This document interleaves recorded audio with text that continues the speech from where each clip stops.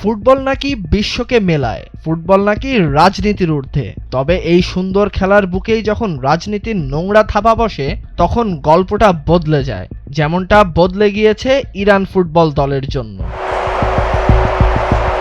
ফিরে যাওয়া যাক 2018 সালের রাশিয়া বিশ্বকাপে। মাঠের লড়াই শুরুর মাত্র কয়েকদিন আগে মার্কিন নিষেধাজ্ঞার অজুহাতে হুট করেই ইরানের বুট স্পন্সরশিপ বাতিল করে বিশ্ববিখ্যাত ব্র্যান্ড নাইকি। চরম বৈষম্যের শিকার হয়ে বিশ্বকাপের মঞ্চে নামার আগে ইরানি ফুটবলারদের নিজেদের পকেটের টাকা খরচ করেই বাজার থেকে জুতা কিনে খেলতে হয়েছিল। সময় বদলেছে, এসেছে 2026 বিশ্বকাপ, কিন্তু কাটেনি ফুটবলারদের ওপর চলা ওই বৈষম্যের অন্ধকার।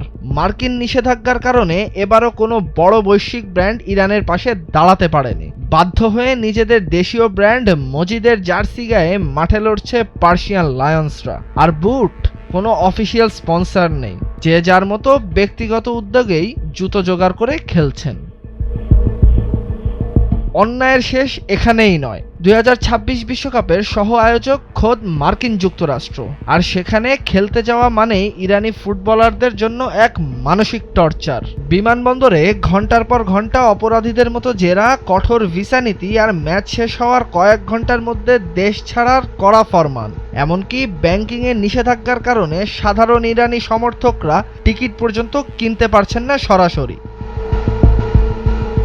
মাঠের 90 মিনিটের যুদ্ধের চেয়েও বড় যুদ্ধ ইরানের ফুটবলারদের মাঠের বাইরে লড়তে হয়। ক্ষমতার দাপটে বারবার ক্ষতবিক্ষত এই ফুটবল স্পিরিট।